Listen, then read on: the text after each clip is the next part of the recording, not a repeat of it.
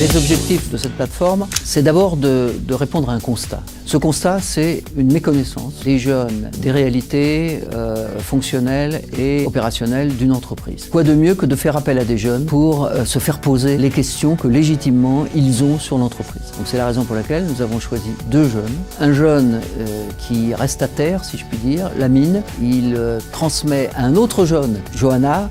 Elle n'est pas à terre, elle rencontre les responsables des principales fonctions clés de l'entreprise et elle leur pose les questions que Lamine, avec ses camarades, lui transmet au fur et à mesure, et tout ça donne un dialogue extrêmement interactif. Bonjour à tous, je suis Johanna, je vais être chargée pendant tout ce MOOC de vous accompagner en fait dans la découverte de l'entreprise et m'assurer que toutes les questions qui vont remonter via Lamine trouvent une réponse.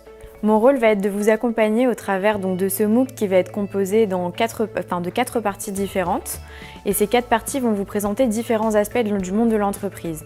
Donc maintenant, je vais laisser la parole à Lamine qui va vous présenter toute la structure des modules et qui va vous permettre de comprendre dans quoi est-ce que vous allez cheminer pendant ces quelques heures. On voudrait commencer par poser le cadre, apprendre comment fonctionne une entreprise. Mais par quoi commencer ?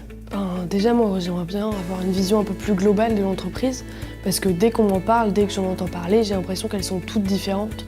Du coup, qu'est-ce qu'elles ont vraiment en commun chacune ? C'est vrai, moi j'aimerais bien savoir en quoi consistent les missions et les rôles des collaborateurs auprès des entreprises et du coup savoir comment fonctionne l'entreprise de l'intérieur. Ça marche très bien. Je demande tout ça à Johanna et je vous le redis. Du coup, je vous propose de commencer par Jean-Paul Maury, qui est PDG de la société Maury Imprimeur, qui a créé son entreprise il y a quelques années. Qui est maintenant assez connu et qui imprime beaucoup de journaux dans la France entière et qui est très bien placé pour pouvoir vous expliquer ce que c'est que la création d'entreprise et ce que c'est qu'une entreprise. Donc je vous laisse entre ses mains et j'espère que vous avez passé un bon moment.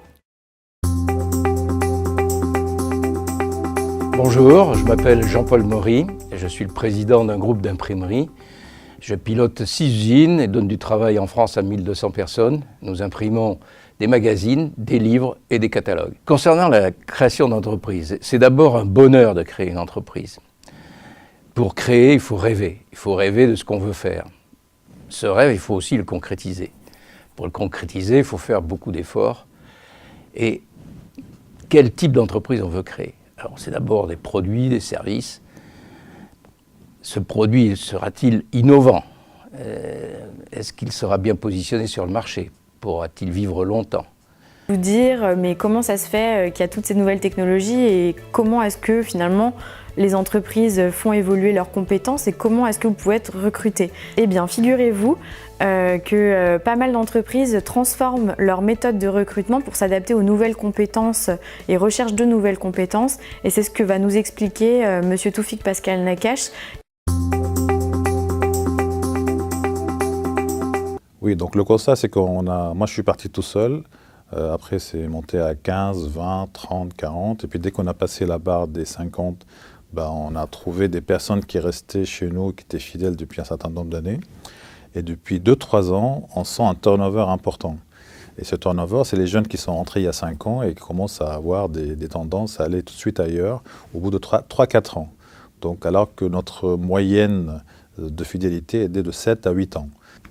Donc on a adopté notre mode de recrutement pour les accompagner dans cette évolution et surtout pour leur donner les moyens pour s'exprimer, entreprendre, aller plus loin en termes des idées dans le niveau de l'innovation et, entre guillemets, développer leur propre entité au sein de IENA. Alors j'ai vraiment bien accroché avec le discours de Toufik Pascal Nakache. Surtout ce que j'ai apprécié, c'est ses méthodes de recrutement qu'il mettait en place et aussi sa façon d'installer le bien-être dans sa société. Du coup, j'ai demandé à Johanna de nous présenter quelqu'un qui pouvait nous parler des nouvelles formes de travail. Et c'était aussi un petit clin d'œil au discours de Monsieur Toufik Pascal Nakache car ça rejoignait son idée.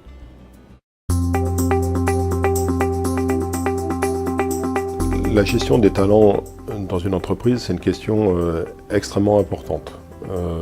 Souvent, dans nos maisons, il y a des salariés qui rejoignent nos maisons et qui vont y faire carrière. Et il y a une absolue nécessité à se former tout au long de sa vie professionnelle parce qu'on va occuper plusieurs métiers et que lorsqu'on va changer d'un poste à un autre dans la même entreprise, eh bien parfois il y a des compétences nouvelles à acquérir. Et la gestion des talents, c'est une responsabilité qui est partagée entre l'entreprise et le salarié. Bien sûr, l'entreprise doit être attentive à conserver des salariés avec les bonnes compétences, mais les salariés eux-mêmes doivent être attentifs au fait que leurs compétences restent tout à fait adaptées aux besoins de l'entreprise. Et je voulais vous présenter dans la suite, dans la continuité de ce beau témoignage, Marie-France Georges. Donc Marie-France Georges qui est déjà intervenue dans le premier module. Vous allez voir, c'est une femme incroyable. On a l'impression que c'est un chat qui a 9 vies. Elle a toujours plein de superbes témoignages qui permettent de prendre de la hauteur et de se dire que tout est possible. Pour créer une société, on va peut-être pas forcément parler de l'exemple de la PME qui est mon cas. Prenons l'exemple même d'une start-up, puisque aujourd'hui c'est fantastique. Vous avez des moyens en fait de monter votre génération en fait une start-up beaucoup plus facilement qu'à notre époque où les parents nous regardaient avec inquiétude, comment on monte une boîte, il valait mieux rentrer dans une société, etc.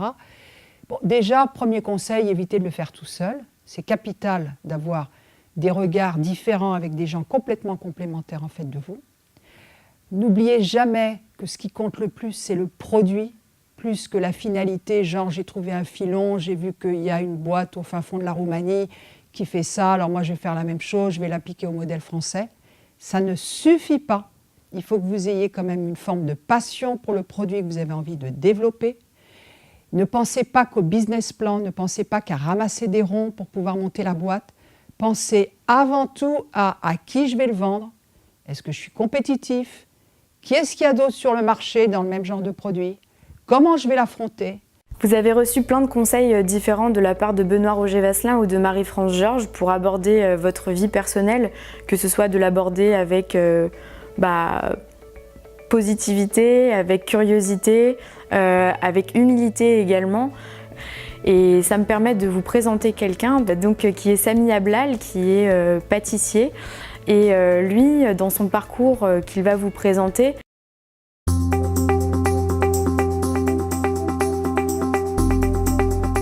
Je m'appelle Samy, j'ai 26 ans, je suis pâtissier de restauration.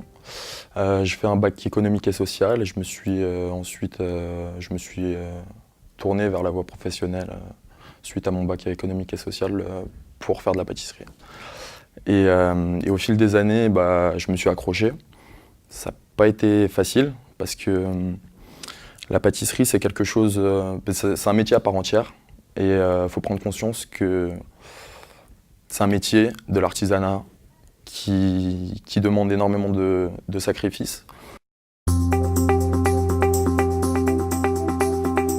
Je voudrais adresser un message à la fois aux chefs d'établissement, à l'ensemble des professeurs, à l'ensemble des professionnels de l'entreprise, qu'ils soient salariés ou chefs d'entreprise, et puis aux élèves. Rapprocher l'école de l'entreprise est un élément extrêmement important dans la formation des jeunes. Déjà parce que l'ensemble des missions qui sont celles de l'entreprise permettent véritablement à un jeune de se construire, de construire sa personnalité. Je pense notamment à tout ce qui touche au goût d'entreprendre et à l'entrepreneuriat. On a souvent l'image de deux mondes qui s'ignorent totalement. Or, la réalité n'est pas celle-là. Il y a régulièrement, et notamment grâce aux initiatives portées par l'association Jeunesse et Entreprise, il y a régulièrement des opérations qui permettent au monde économique et au monde de l'éducation de se rencontrer. Il y a un élément extrêmement important sur l'ensemble de la scolarité dans la politique que le ministre de l'Éducation nationale, Jean-Michel Blanquer, veut mener. C'est que les élèves puissent avoir un accompagnement à l'orientation tout au long de leur scolarité. Ça passe depuis novembre 2017 par la mise en place de 2 professeurs principaux en classe de terminale, et puis c'est dans la perspective de la rentrée 2018 et du nouveau baccalauréat et du nouveau lycée, que ce soit au lycée général technologique ou au lycée professionnel, un espace-temps d'environ 54 heures par an qui permet aux élèves d'être accompagnés dans l'orientation. C'est un élément extrêmement important, ça doit commencer dès le collège et la découverte du monde professionnel peut tout à fait rentrer dans cet espace-temps dédié à l'accompagnement à l'orientation. La grande difficulté, c'est en effet qu'on permette aux jeunes de monter sur le ring. Le ring, c'est-à-dire le droit de pouvoir exprimer ce qu'on sait faire, ce qu'on peut apporter à l'entreprise, ce qu'on peut apporter aux clients de l'entreprise qui la font vivre, ce qu'on peut apporter à son employeur.